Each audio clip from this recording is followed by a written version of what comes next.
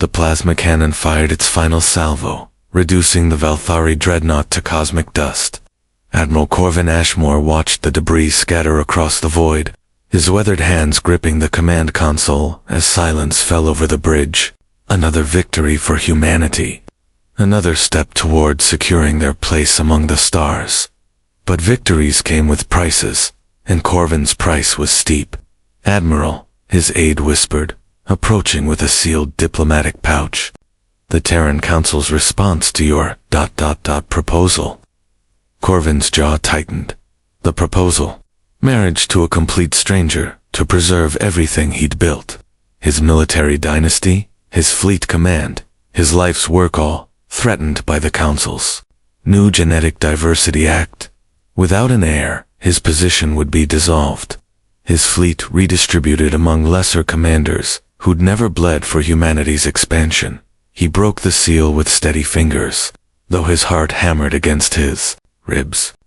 Inside, a holographic projector activated, displaying the image of a woman with striking amber eyes and hair like spun copper. Dr. Lorena Voss, xenobiologist, age 28, no living family. Perfect for his needs, brilliant enough to command. Respect, isolated enough to be controllable. "The Council has approved your selection," the message continued in Director Helton's gravelly voice. "Dr. Voss has accepted the arrangement. The ceremony will take place in 3 days, aboard the flagship Relentless. This union must produce an heir within 2 years, or your command will be forfeit." Corvin studied the woman's face, searching for weakness, for fear, for any hint of what drove her to accept such an arrangement. Her eyes held intelligence, yes, but something else, a depth that unsettled him. Most people looked at him and saw the hero of Proxima, the man who'd saved humanity from the Valthari invasion. This woman looked through the projection as if she could see him directly, as if she knew secrets he'd never spoken. "Sir," his aide prompted, "your response?" "Tell them we proceed as planned." Corvin sealed the projector away. "And prepare quarters for my ... wife. She'll need laboratory space." The aide nodded and departed, leaving Corvin alone with his thoughts. 45 years old, master of the largest battle fleet in human space, and now reduced to a political marriage with a woman half his age. The irony wasn't lost on him. He'd conquered alien worlds, but couldn't conquer the bureaucrats who wanted to see his bloodline continue.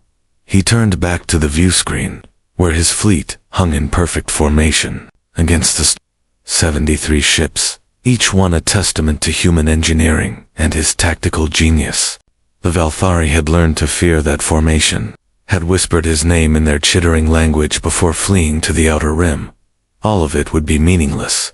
If he couldn't secure his legacy, the message had mentioned Dr. Voss was a xenobiologist, which explained her presence in the outer colonies.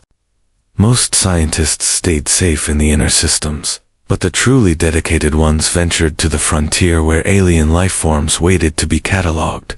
It spoke of courage, or perhaps desperation. Corvin found himself wondering which had driven her to accept his proposal.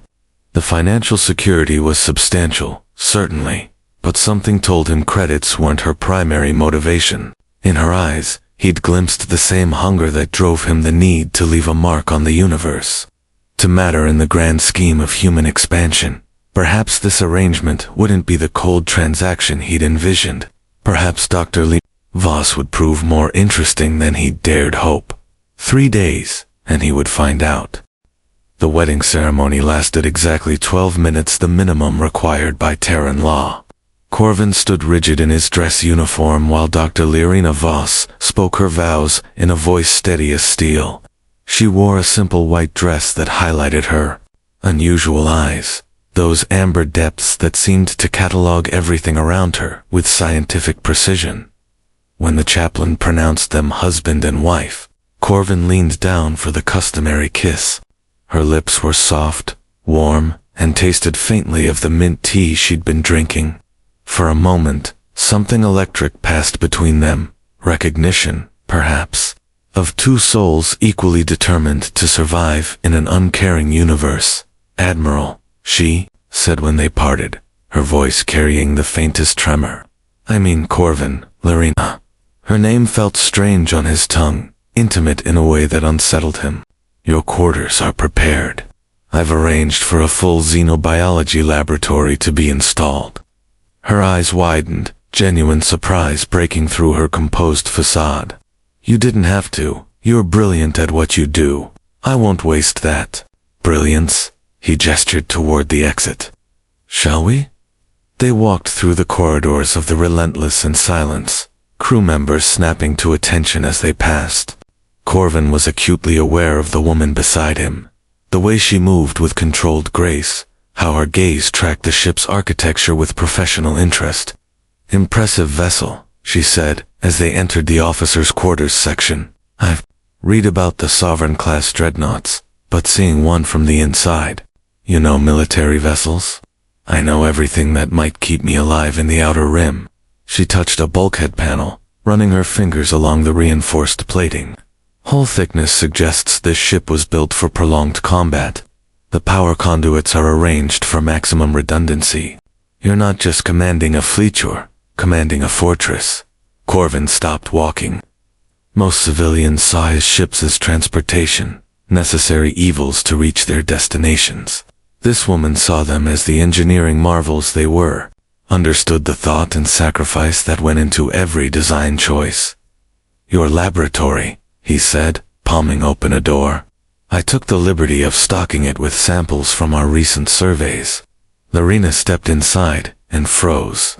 The space was larger than most officers' quarters, equipped with quantum microscopes, gene sequencers, and containment units that could house specimens from a dozen different biospheres. Along one wall, sample containers gleamed under sterile lighting, alien flora and fauna from worlds humanity had only just begun to explore. Corvin, this is ... She turned to face him, and he saw something he hadn't expected in her eyes.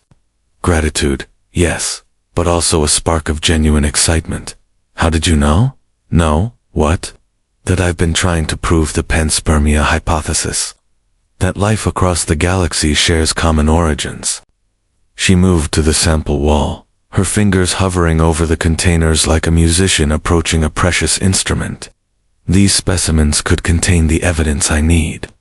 Your research interests weren't in your file, because the Council thinks it's a waste of resources. They want practical applications, new medicines, terraforming techniques, weapons.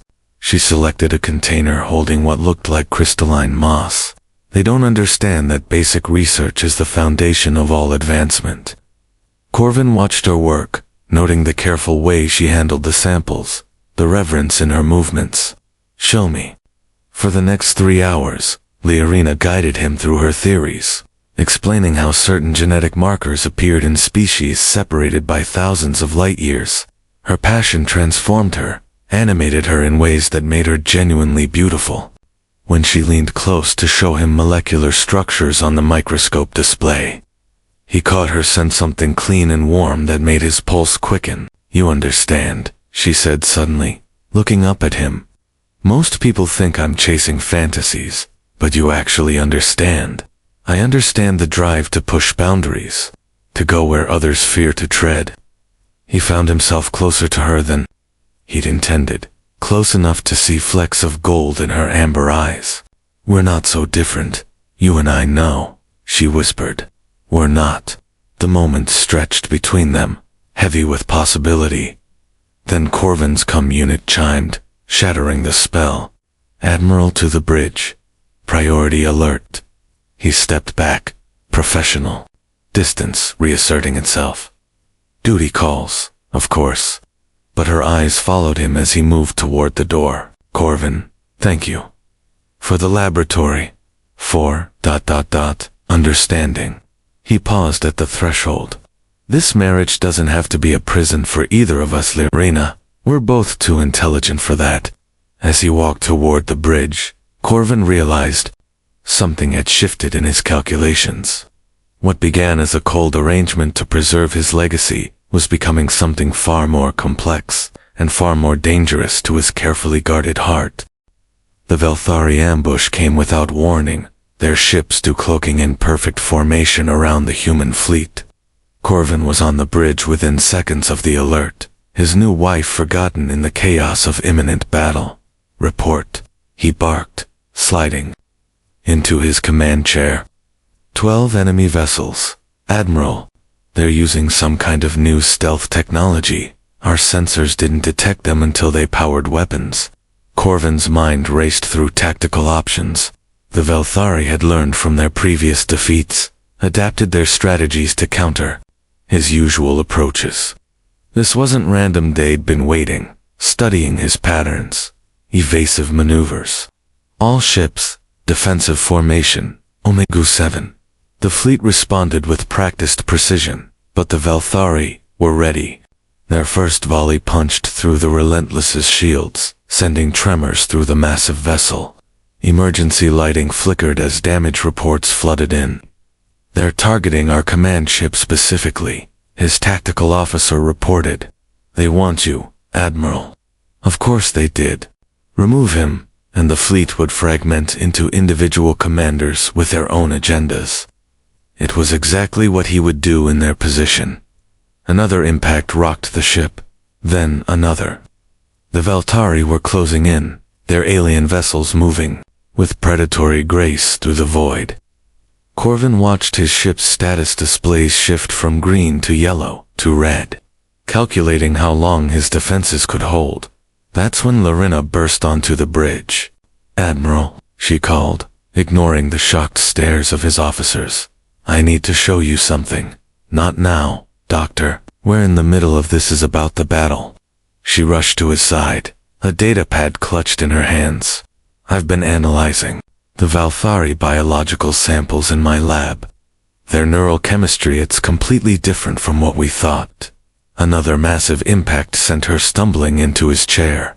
He caught her automatically, his arm wrapping around her waist to steady her. For a moment, the chaos of battle faded as he felt her warmth against him, saw the fierce intelligence blazing in her eyes. "What are you trying to tell me?" he asked. "They're not just hunters, Corvin. They're empaths. They can sense emotional states, predict behavior based on neural patterns. That's how they keep anticipating your tactics. They're reading you." The implication hit him like a physical blow. Every battle, every victory, the Velthari had been learning not just his strategic preferences, but his emotional responses to different situations. They knew how he thought, how he felt, how he would react under pressure. "How do we counter it?" he asked, his voice tight with urgency.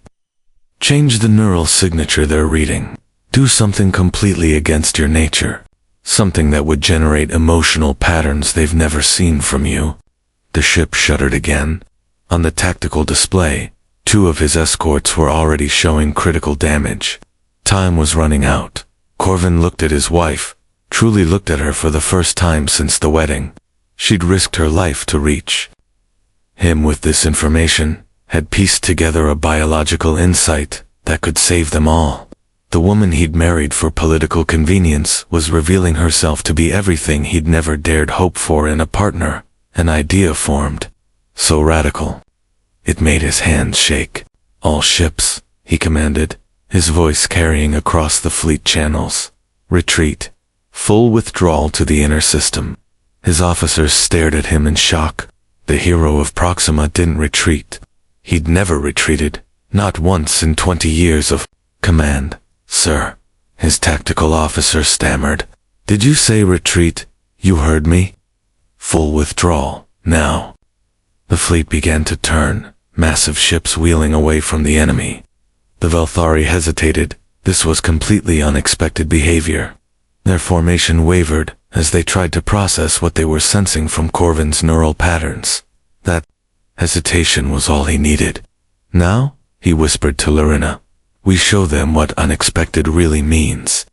At his signal, the retreating fleet suddenly reversed course, weapons powering up in unison. The Velthari were caught completely off guard, their empathic abilities useless. Against a tactical decision that went against every emotional pattern they'd learned to recognize, the human fleet's combined firepower tore through the alien formation like a blade through silk. Within minutes, the battle was over. Magnificent, Lorena breathed, her hand finding his. You turned their greatest advantage into a weakness. Corvin squeezed her fingers, feeling something shift permanently in his chest. We did. Your insight made it possible. As the crew around them cheered and damage reports came in, Corvin realized the battle had changed more than just a tactical situation. The woman beside him wasn't just his wife in name, she was becoming his partner in the truest sense. Someone who could challenge him, support him, and see possibilities he might miss. For the first time since accepting the arranged marriage, he began to wonder if protecting his legacy might be less important than building something entirely new. 3 weeks after the battle, Lorena made a discovery that would change everything. Corvin found her in the laboratory at 0300 hours, hunched over a quantum microscope with the intensity of someone who'd forgotten the world existed. Her copper hair was disheveled, and she'd been wearing the same clothes for at least 2 days. When did you last eat? He asked, setting down a tray of food. She looked up, blinking in confusion. What time is it? Late or early, depending on your perspective. He moved behind her, gently placing his hands on her shoulders. The contact felt natural now. After weeks of shared meals and late-night conversations about everything from stellar cartography to ancient Earth literature, what has you so focused? The Velthari samples. I found something impossible. She gestured to the microscope display, where complex molecular structures rotated in three-dimensional space. Their DNA contained sequences that match human genetic markers, not similar, identical. Corvin frowned. Contamination. That's what I thought, but look at this. She pulled up another display, showing genetic trees that branched and converged across thousands of species. It's not just the Velthari. Every sentient species we've encountered shares these same base sequences. The mathematical probability of natural convergent evolution producing this pattern is essentially zero. He studied the data, his tactical mind working through the implications. You're saying all intelligent life in the galaxy is related. I'm saying all intelligent life in the galaxy was designed. Her voice carried a mixture of excitement and trepidation. Someone or something seeded worlds across the galaxy with the same base genetic material, then let evolution customize it for local conditions. The revelation hit him like a plasma bolt to the chest. If she was right, humanity wasn't just another species struggling for survival. They were part of something vast and deliberate, connected to every enemy they'd ever fought. The Velthari, he said slowly. They're not aliens. They cousins. Distant cousins. But yes, the aggressive behavior, the territorial instincts, those are survival adaptations. But underneath, they're built from the same template we are. Corvin sank into a chair, his mind reeling. 20 years of warfare, thousands of lives lost on both sides, all based on the assumption that humans and aliens were fundamentally different, incompatible species, competing for the same resources. This changes everything, he whispered. Does it? Lorena moved to stand beside him, her hand resting on his shoulder. You're a military commander, Corvin. Your job is to protect humanity. This information could be seen as weakness, evidence that we shouldn't be fighting at all. He looked up at her, seeing the concern in her amber eyes. She understood the implications better than he'd given her credit for. If the Terran Council learned that their enemies were genetically human, it could undermine the entire war effort. Some would call for peace negotiations. Others would demand even more aggressive action to prove human superiority. What do you want to do? He asked. I want to prove it conclusively. Find the source of the original genetic template, but that would require extensive research, access to samples from dozens of worlds, resources that I can provide. The decision crystallized in his mind with startling clarity. My fleet has surveyed data from over 100 systems. We've collected biological samples from 37 worlds. If the evidence is there, we'll find it. You'd risk your career for this. I'd risk my career for you. The words slipped out before he could stop them, revealing a truth he'd been avoiding for weeks. Liarina, what we've found here, it's not just about the science. It's about understanding who we really are in this universe. She stared at him, her eyes searching his face. When you married me, you were looking for an heir to carry on your legacy, a son or daughter to inherit your command, your reputation. Yes, and now. He stood, closing the distance between them until he could see the gold flecks in her eyes, could feel the warmth radiating from her skin. Now I think I was looking at it all wrong. Legacy isn't about passing down what you've built. It's about building something worth passing down. Corvin. Her voice was soft, vulnerable in a way he'd never heard before. I love you? The admission came out rough, unpracticed. I didn't expect it, didn't plan for it, but there it is. I love your mind, your passion, your courage. I love the way you see patterns where others see chaos, the way you challenge me to be better than I thought possible. Tears gleamed in her eyes. I love you too. But what we're discussing, proving this theory, it could destroy everything you've worked for. Then we'll build something new, together. He cupped her face in his hands, thumbs brushing away the tears. The galaxy is vast, Liarina. There's room for exploration and understanding, not just conquest. When he kissed her, it was nothing like their wedding day. This was a promise, a commitment to a future neither of them had imagined when they'd spoken those careful vows. This was the moment their arranged marriage became something real. The research will take years, she whispered against his lips. Then we have years. He smiled, feeling lighter than he had since childhood. And maybe by the time we're done, we'll have given the galaxy something better than another war. A new understanding of what it means to be alive. Exactly. He pulled her close, marveling at how perfectly she fit against him, ready to rewrite the history of intelligent life. Her laugh was like music. With you, I'm ready for anything. The summons came 6 months later, delivered by a council courier who looked like he'd rather be anywhere else in the galaxy. Admiral Corvin Ashmore was to report to Terra immediately for a formal inquiry into his unauthorized research activities and deviation from approved military doctrine. Someone had talked. Corven stood in his ready room, watching Liarina pack her research data into secured containers. Her movements were efficient. Practice she'd been preparing for this moment since the day they'd started their investigation. The evidence is conclusive, she said without looking up. Genetic markers from 43 worlds, all showing the same base template. The mathematical models prove deliberate design. They can't ignore the science. They won't ignore it, he replied grimly. They'll suppress it. She paused, her hand stilling on a data crystal. You could claim ignorance. Say I conducted the research without your knowledge. The council would censure me, maybe strip my credentials, but you'd keep your command. No. The word came out sharper than he'd intended. We're in this together, remember? Whatever happens on Terra, we face it as a team, even if it costs you everything. He moved behind her, wrapping his arms around her waist and pulling her back against his chest. In the months since their first kiss, they'd grown closer than he'd ever imagined possible. She challenged his assumptions, supported his decisions, and made him laugh in ways that had nothing to do with military protocol. You are everything, he said simply. The fleet, the command, the reputation, those are just things I've accumulated.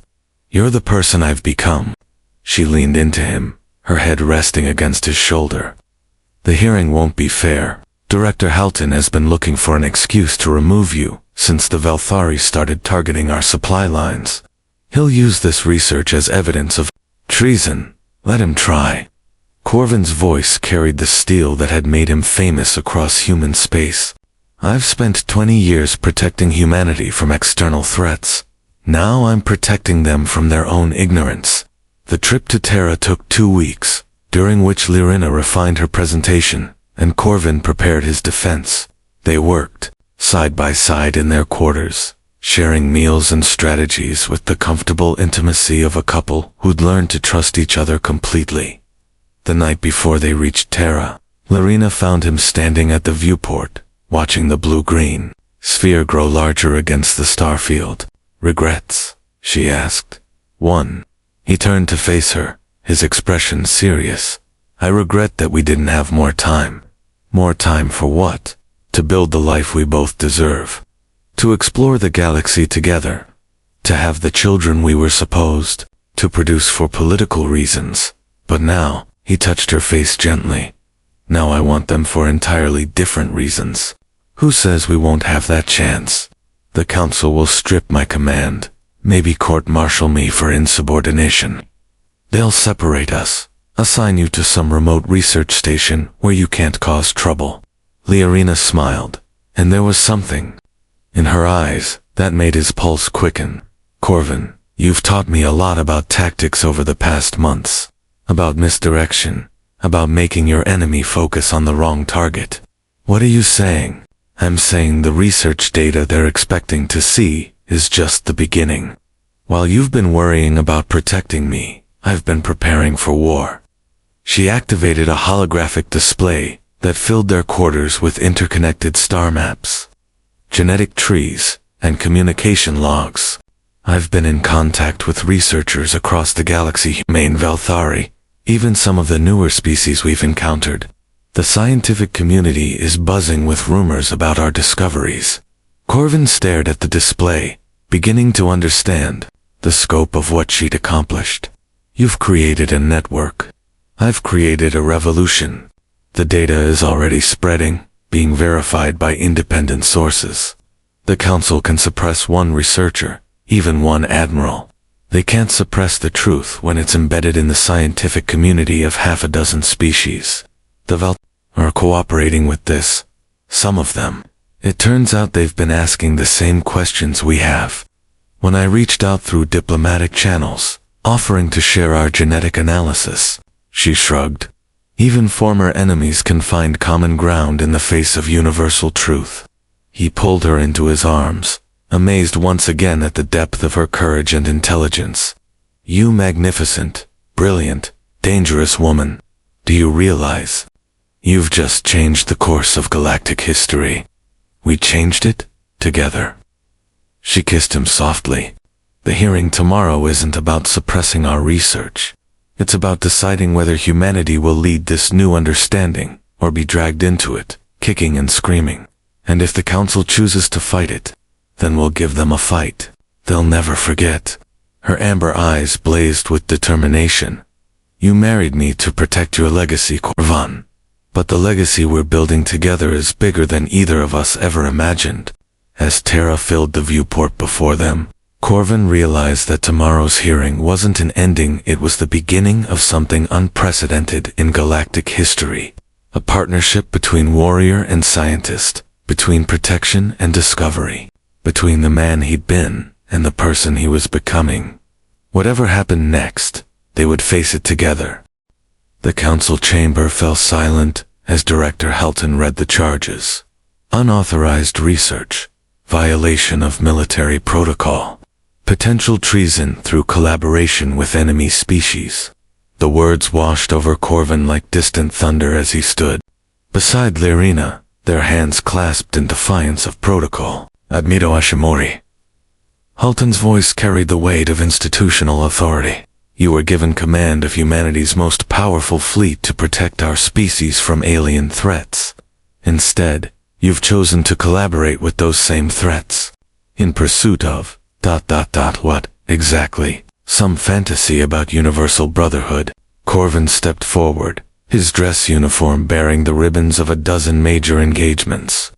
"I've protected humanity by understanding our enemies, Director.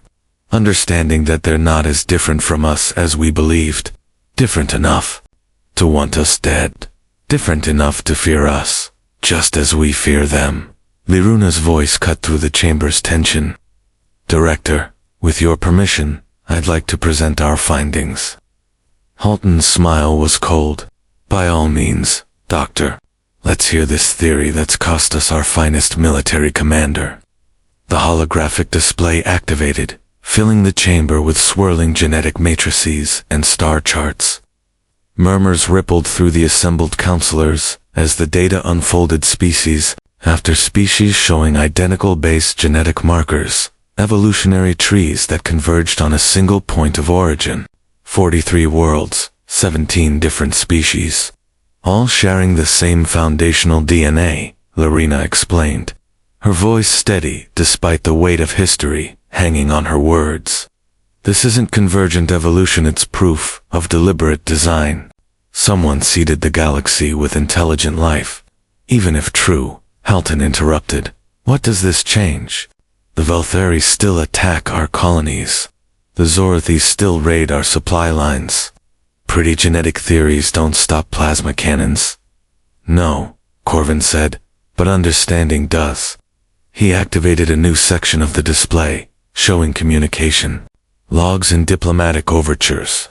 Over the past 3 months, we've established contact with moderate factions among 5 different species. They're as tired of endless warfare as we are. You contacted enemy forces without authorization. I contacted potential allies. Corvin's voice carried the authority of a man who'd never lost a battle. Director, we can continue fighting wars of extinction against every species we encounter, or we can try to understand why we're all here in the first place. Counselor Vex, an elderly woman from the Mars colonies, leaned forward. Admiral, even if your theory is correct, what practical application does it have? How does it serve humanity's interests? Liarina exchanged a glance with Corvin before activating the final section of their presentation.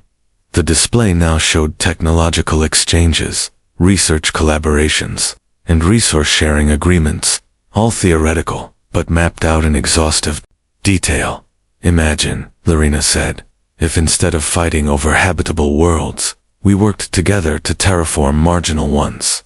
Instead of competing for rare elements, we shared mining techniques and exploration data. The galaxy is vast enough for all of us. Sif, we're willing to work together. Naive idealism, Halton snorted. You're asking us to trust species that have been trying to destroy us for decades. I'm asking you to trust the science, Liarna replied, and the initial results from our diplomatic outreach. Corvin stepped forward, his hand never leaving his wife's.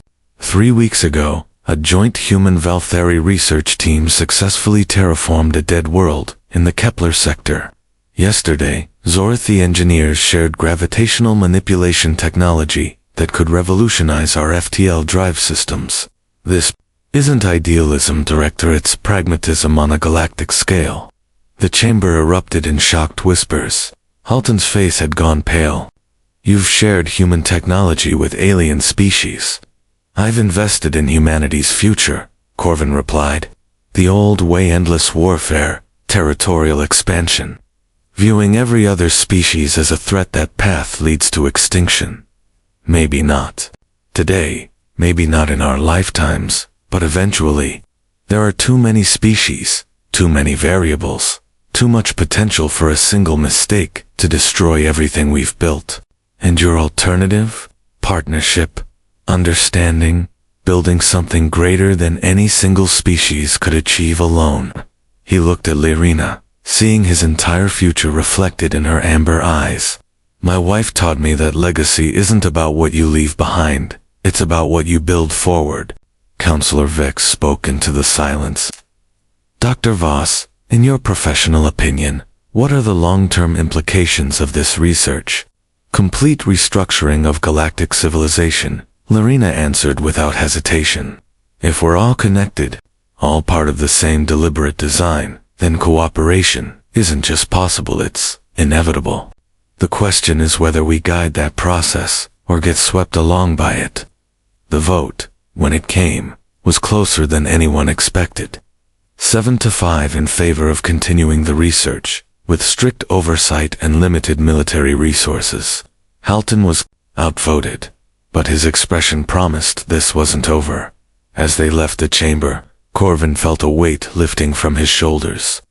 His command had been reduced, his fleet reassigned to exploration rather than conquest, But for the first time in years, he felt truly free. So Liarina said, as they walked through the corridors of the government complex, ready to explore the galaxy with your wife? Ready to build our future together, he replied, pulling her close. All of it, the discoveries, the partnerships, the children who'll grow up in a galaxy where cooperation is stronger than conflict. She smiled, that brilliant expression that had first caught his attention in a holographic message months ago. But now he could see deeper, past the intelligence and passion to the love that had transformed them both. I married you to protect my legacy, he said softly. But I found my future in your eyes. Our future, she corrected, standing on her toes to kiss him, and it's going to be magnificent. As they walked toward their ship, toward a galaxy full of possibilities neither had imagined when they'd first spoken those careful vows, Corvin realized that sometimes the best legacy wasn't about preserving what you'd built. Sometimes it was about having the courage to build something entirely new, together. The end.